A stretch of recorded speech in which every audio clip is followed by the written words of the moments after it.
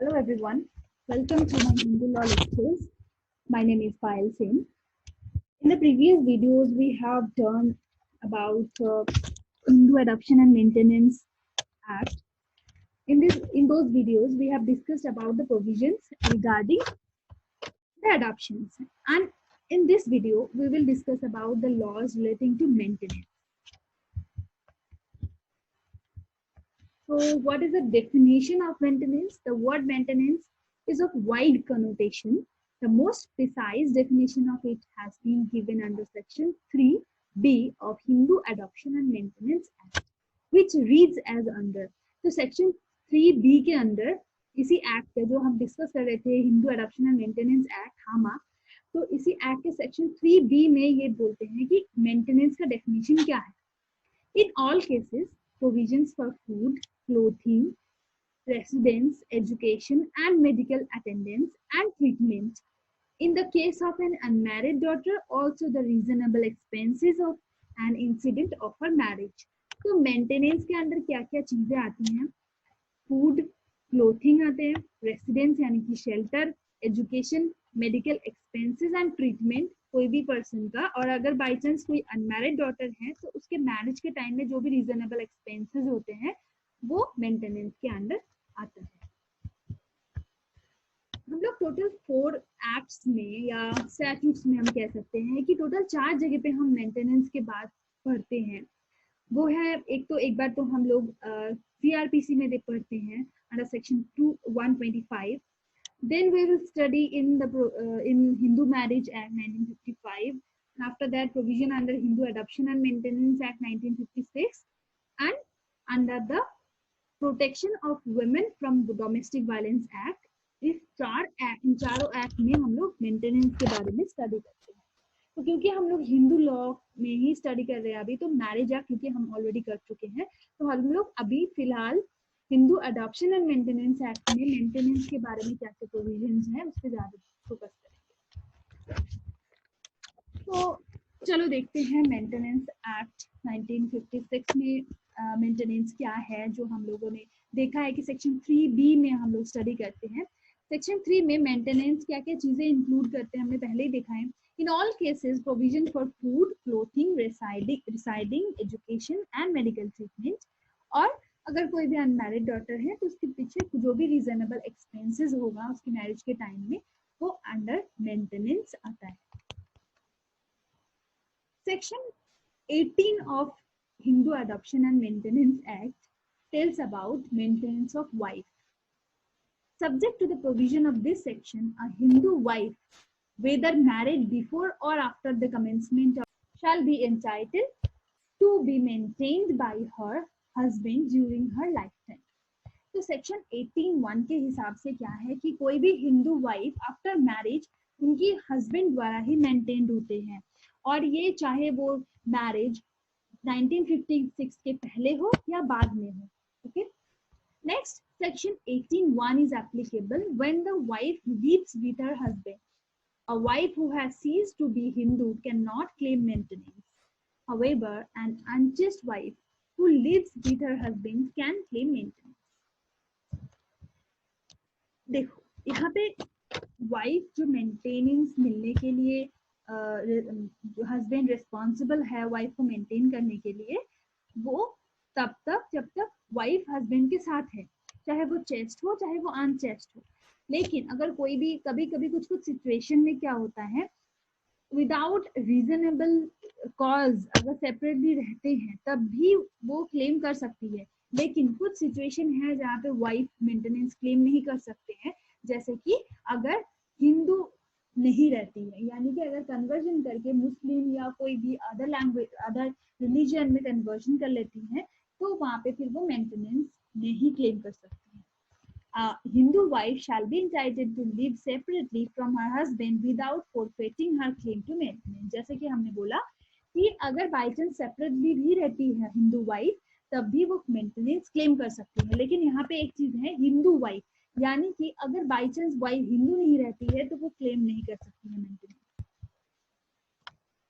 तो यहाँ पे पॉइंट्स दे रखे हैं, देख लो. If he is guilty of desertion or willfully neglecting her, if he has treated her with such cruelty as to cause a reasonable apprehension in her mind that it will be harmful or injurious to live with her husband.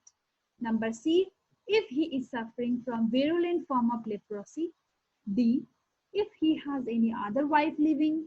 E, if he keeps a concubine in the same house in which his wife is living or habitually resides with a concubine elsewhere. F, if he has ceased to be a Hindu by conversion to another religion. G, if there is any other cause justifying living separately. So मैंने पहले क्या बोला था कि Hindu wife separately रहकर भी maintenance claim कर सकती है, तो उसके पीछे कुछ पॉइंट्स है, कुछ रीजनेबल कॉज है जो इन कॉजेस को अगर शो कर सकती है कि इन रीजंस की वजह से मैं सेपरेटली रहती हूँ, देन शी कैन क्लेम. तो ये कुछ रीजंस के बारे में यहाँ पे 7 पॉइंट्स दिया हुआ है. अगर बाय चांस हस्बैंड ही खुद छोड़ के वाइफ को नेग्लेक्ट करके विलफुली डिजर्ट करते हैं, यानी कि छोड़ के कहीं और रहते हैं, then she can claim maintenance. और अगर हस्बैंड कुछ ऐसा क्रूएल्टी के साथ बिहेवियर करते हैं जिससे कि वाइफ को ये फील होता है कि इनके साथ रहना मेरे लिए हार्मफुल है और इंजूरियस है, then she can leave separately. Third one is अगर हस्बैंड को कुछ ऐसा कम्युनिकेबल डिजीज लाइक लेप्रोसी है, then she can leave separately. और अगर हस्बैंड के पास कोई भी लिविंग वाइफ है, दूसरी कोई वाइफ है, then also she can. Fifth one is अगर उनके पास कंक्यूबाइन है सेम हाउस में और समवेयर एल्स, अगर कंक्यूबाइन कोई रहती है हस्बैंड के, then she also can leave separately. Number 6 point is by chance अगर हस्बैंड खुद हिंदुइज्म छोड़ के किसी और रिलीजन में कन्वर्ट कर लेते हैं, then also. And the 7th point is अगर बाई चांस कोई भी अनदर रीजन हो जिसको कोर्ट के हिसाब से जो जस्टिफिकेशन लगता है कि हाँ ये जस्टिफाइड है एंड रीजनेबल कॉज है, then also she can leave separately and she can also claim the maintenance from her husband. Third subsection is forfeiture of claim of maintenance. तब कोई भी वाइफ के पास मेंटेनेंस क्लेम करने का right नहीं रहता है. A Hindu wife shall not be entitled to separate residence and maintenance from her husband if she is unchaste or ceases to be Hindu by conversion or any other religion. तो दो reason हमने पहले भी इससे previous slide में हमने देख लिया कि अगर कोई भी वाइफ अनचेस्ट होती है, यानी कि उनकी कैरेक्टर में कुछ प्रॉब्लम है, अगर किसी और अनदर पर्सन के साथ रिलेशन है, ऐसे केसेस में, और अगर बाय चांस वो वाइफ हिंदू वाइफ नहीं रहती है, यानी कि कन्वर्ट करके अनदर रिलीजन को एक्सेप्ट कर लेती है, then also she can't claim maintenance from her husband. Okay, then we have studied section 18, that is maintenance of wife. Now we will study section 19, maintenance of widowed daughter-in-law.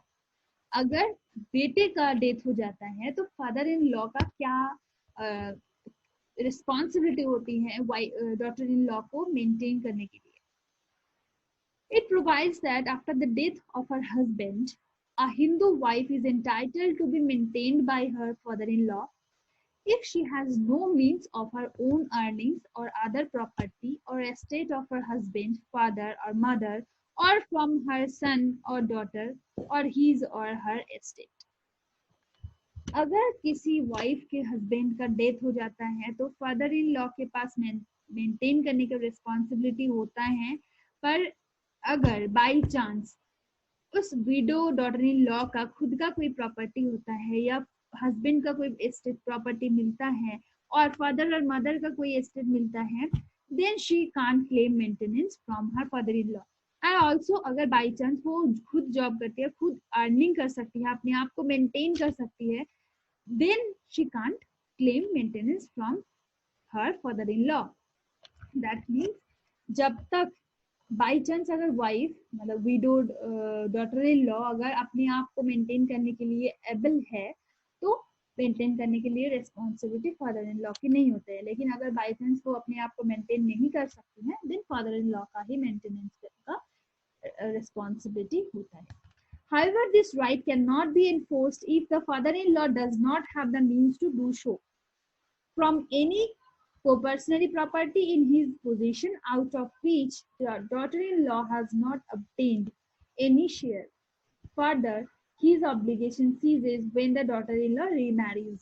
देखो यहाँ पे बहुत simply एक बात है कि हाँ ठीक है, अगर by chance daughter in law अपने आप को मेंटेन नहीं कर सकती है, अनेबल टू मेंटेन हरसेल्फ होती है, तो फादर इन लॉ के पास एक रेस्पॉन्सिबिलिटी होता है विडो डॉटर इन लॉ को मेंटेन करने के लिए।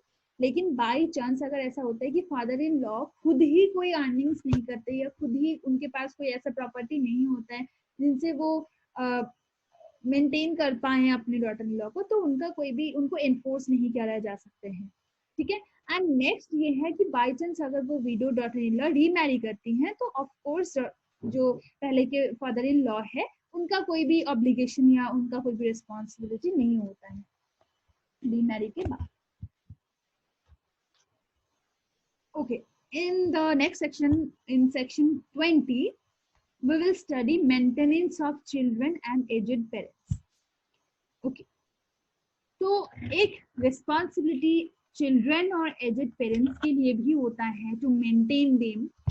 Maintenance of children and aged parents subject to the provision of this section, a Hindu is bound during his or her lifetime to maintain his or her legitimate or illegitimate child or his or her aged और inform parents. तो maintenance का right एक particular person के life time में होता है कि वो अपने चाइल्ड का, चाहे वो लेजिटिमेट हो चाहे वो इलेजिटिमेट हो, अपने चाइल्ड का और अपने एजेड और इन्फॉर्म मतलब जिनके मतलब एज होने की वजह से वो अपने आप को मेंटेन नहीं कर सकते हैं, ऐसे पेरेंट्स को मेंटेनेंस के भी ऑब्लिगेशन होता है। Second, the legitimate and illegitimate child may claim maintenance from his or her father or mother so long as the child is a minor. तो चाइल्ड का मेंटेनेंस सिर्फ तब तक ही करने के लिए राइट होता है, मतलब मेंटेनेंस पाने के लिए रेस्पॉन्स राइट होता है एक चाइल्ड का जब तक वो माइनर है, यानी कि 18 एज के बाद, अबव 18 इयर्स के बाद एक चाइल्ड का कोई भी राइट नहीं बनता है फादर और मदर से मेंटेनेंस लेने का। Third point is the obligation of a person to maintain his or her aged or infirm parent or a daughter who is unmarried extends in so as for the parent or unmarried daughter, as the case may be, is unable to maintain himself or herself out of his or her own earnings or other property. Explanation: in this section, parent includes a childless stepmother. Okay, in third point में हम लोग क्या देखेंगे कि जो भी हम लोग यहाँ पे बात कर रहे हैं कि माइनर चाइल्ड के, तो हमने देख लिया कि चाहे वो लेजिटिमेट हो चाहे वो इलेजिटिमेट चाइल्ड हो, जब तक वो माइनर है तब तक मेंटेनेंस देना है। लेकिन एजेड पेरेंट्स और जो अनमैरिड डॉटर है जो ऑलरेडी मेजर हो चुकी है, उनके लिए क्या है कि वो तब तक ही मेंटेनेंस पाने के लिए राइट होता है अगर वो अपने आप को प्रूव कर सकती है कि वो अपने आप को मेंटेन नहीं कर सकते हैं। They are unable to maintain himself और हरसेल्फ। अपने अर्निंग से जब वो अपने आप को मेंटेन नहीं कर सकते हैं, then only they can claim maintenance. ठीक है। और यहाँ पे पेरेंट्स में एक्सप्लेनेशन में ये दिया हुआ है कि पेरेंट्स में वो भी इंक्लूडेड है अगर कोई भी चाइल्डलेस स्टेप मदर है। चाइल्डलेस मतलब अगर उनके अपना कोई बायोलॉजिकल बायोलॉजिकल चाइल्ड नहीं है, चाइल्डलेस स्टेप मदर है, तो उनको भी मेंटेन करना है। अंडर सेक्शन 21 हम लोग यहाँ पे मैंने एक चार्ट बनाया है, यहाँ पे थोड़ा आसानी होगी, यहाँ पे थोड़ा इजी रहेगा हमें समझने के लिए और ग्रैब करने के लिए, याद भी रखने के लिए थोड़ा सा आसान होगा। मैंने एक चार्ट बना लिया सेक्शन 21 का कि कोई भी डिसीज्ड पर्सन का क्या मतलब कुछ पॉइंट्स है, अगर आप डायरेक्ट देखोगे तो कुछ पॉइंट्स है जिसको मैंने यहाँ पे एक चार्ट में इंक्लूड किया है। कोई भी डिसीज पर्सन का जो भी प्रॉपर्टी है उसको मतलब किस किस के पास प्रॉपर्टी का शेयर जाएगा मतलब मेंटेनेंस के हिसाब से। डिसीज पर्सन के mother and father if they are alive, obviously deceased person के वाइफ के पास भी मेंटेनेंस के लिए प्रॉपर्टी शेयर मिलेगा। देन यहाँ पे मैंने 4 और पार्ट्स में मैंने डिवाइड किया है father mother and wife, widowed wife, ये तो है ही, ये मैंने अलग से लिखा है क्योंकि मतलब उनका शेयर सबसे ज्यादा मतलब प्रायोरिटी में रहता है। देन मैंने यहाँ पे 4 और पार्ट्स में मैंने son, unmarried daughter, widowed daughter, illegitimate son, legitimate daughter. Okay.